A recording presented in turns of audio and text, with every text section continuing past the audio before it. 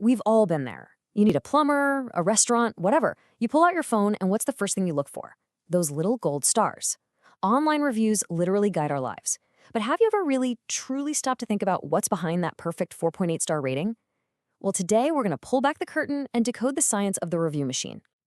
Okay, so picture this. It's late at night, a pipe just burst, you're in a panic. You search for a plumber, and you get three options. One's got 4.8 stars with over 100 reviews. The next one has 3.2 stars and maybe a dozen reviews. And the last one? Crickets. No reviews at all. It's not even a question who you're going to call, right? The real question is, why is that choice so automatic? Because here's the secret. That high rating, it's not an accident. It's not just a happy byproduct of good service. It is the carefully engineered output of a complex, fine-tuned system. It's a machine designed from the ground up to generate revenue.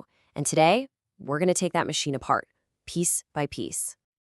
So first things first, just how much does one little star actually matter? Well, let me tell you, the financial impact is absolutely staggering. Get this, a massive 87% of us now read online reviews before we buy anything.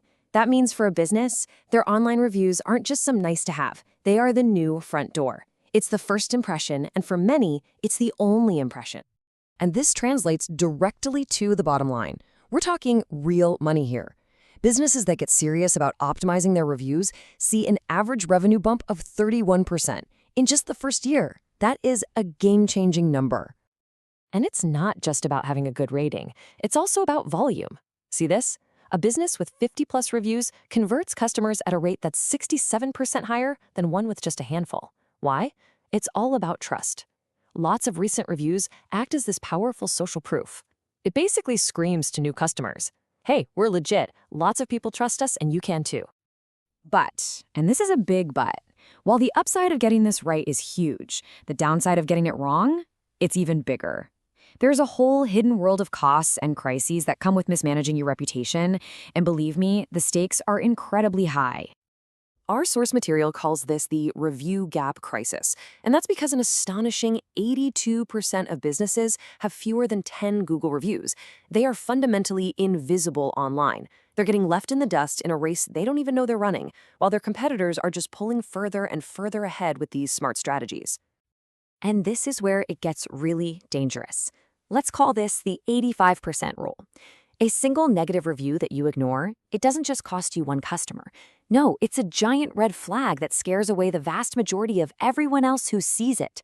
It's not a single lost sale, it's a constant cascading drain on your business. And the damage just keeps piling on. Your brand perception takes a nosedive. It actually gets harder to hire good people, because they're checking your reviews too. Google's algorithm might even penalize you, making you harder to find in search. It really is a vicious cycle. Okay, enough of the scary stuff. Let's pivot to the solution. How do the businesses that absolutely crush this actually do it? Well, it's not magic. They follow a proven, systematic playbook. This is how you build your own review machine. It all comes down to these four pillars. First, you need a generation engine to consistently ask for and get new reviews. Second, you need quality control to make sure your profile looks professional and trustworthy. Third, a bulletproof response strategy for both good and bad reviews. And finally, optimization integration, which is how you tie it all together with technology. Let's take that first pillar, generation, for example. Timing is everything. The data shows there's a sweet spot, the 48-hour window.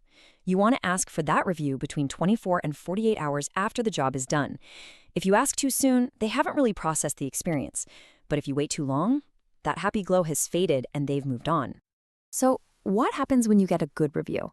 You don't just reply, thanks. No way. You use the STAR method. This is a crucial part of quality control. You get specific, you thank them, you add some value for other people reading, and you reinforce your strengths. You're not just being polite. You're turning that one positive review into a powerful little ad for your business. All right, now for the one everyone dreads, the negative review. But here's the counterintuitive secret. This is where the pros really separate themselves. A negative review, if you handle it perfectly, can actually build more trust than a whole page of 5-star ratings. So, you get this.